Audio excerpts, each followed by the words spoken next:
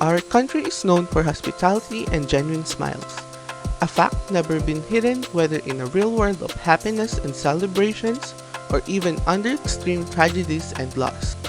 But did you know that the festivals we have now is just an extension of the past? Yes, you heard it right. We've been conducting huge celebrations of gatherings and trades even before the Japanese occupation. And that is what we are going to tell you in this new day of exploration through history. So come on, join us as we go back into a celebration in the past that has been once the most celebrated event in Asia during that time. Mabuhay! And welcome to the Manila Carnival of the 1900s. Manila is the capital of the island nation of the Philippines. It is located in the island of Luzon and is the center of trade and industry during the colonial era and today's current life. Carnival, a period of public revelry at a regular time each year, typically during the week before Lent in Roman Catholic countries, involving processions, music, dancing, and the use of masquerade. The Manila Carnival, or also known as the Philippine Carnival, was an annual carnival festival held in Manila during the early American colonial period, up to the time before the Second World War. It was recognized by the American colonial administration to celebrate harmonious United States and the Philippine relations, through a show that highlights varieties of culture and traditions. The carnival also gives importance to the progress of different sectors of the country, such as the commercial, industrial, and agricultural aspects by means of market expositions and variety of shows. The highlight of the event is the crowning of the Carnival Queens, which was a fusion of local and American candidates. One from the local candidates will be crowned Queen of the Orient, and the other will be Queen of the Occident, which will come from the Americans.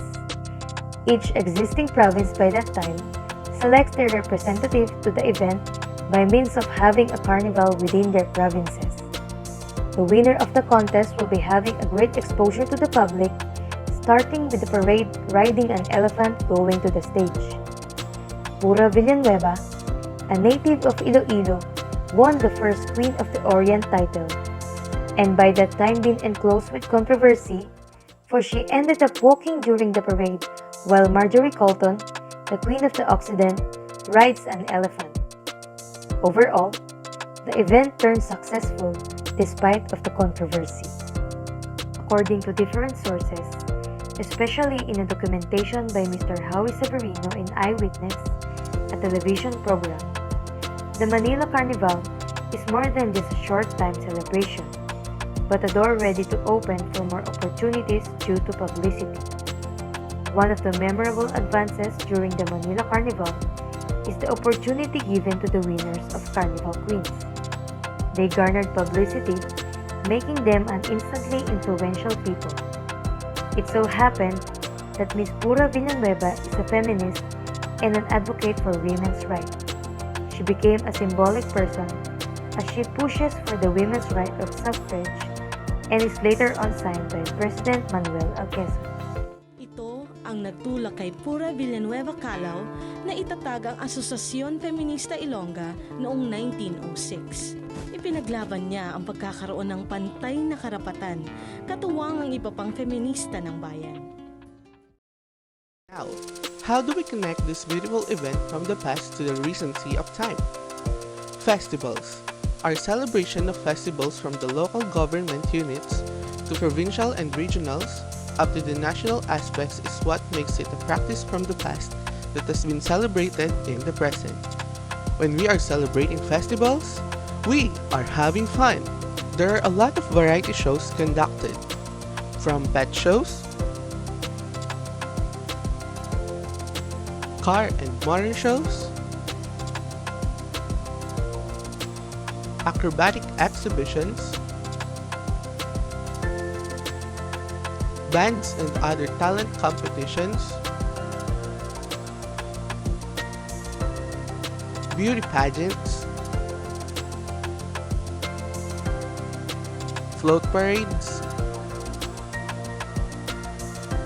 and a whole lot more.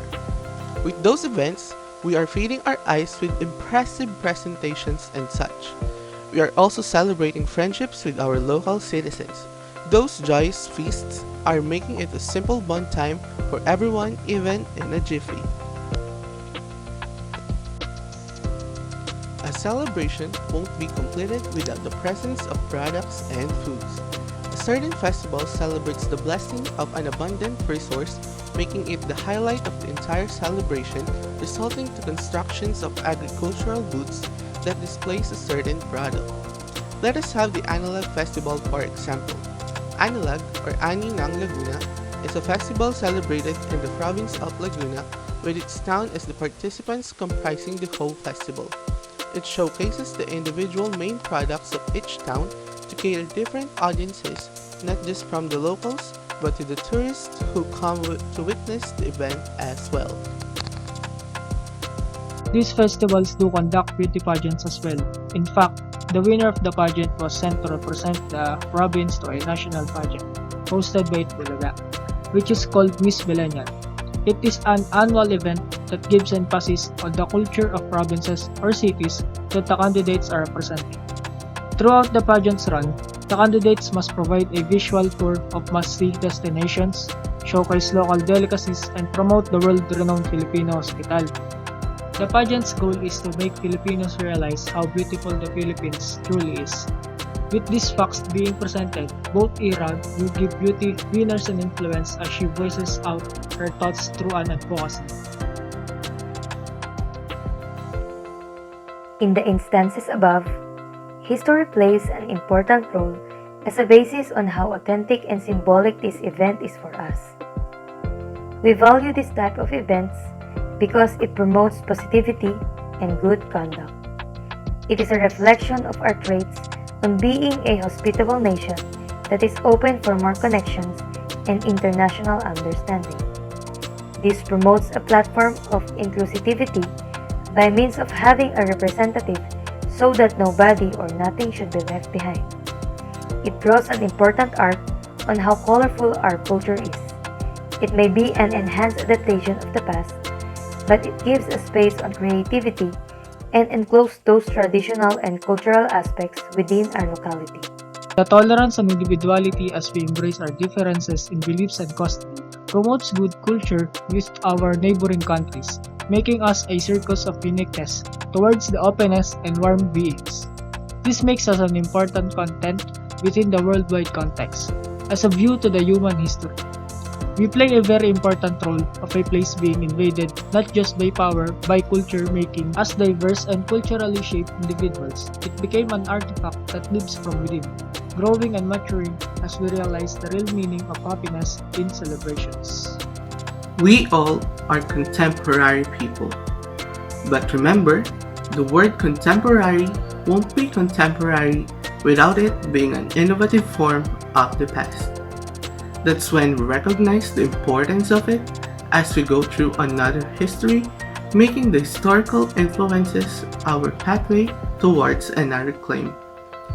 To a future molded by the past, strengthened by the present, and infatuated by the epics, iridescent denouement.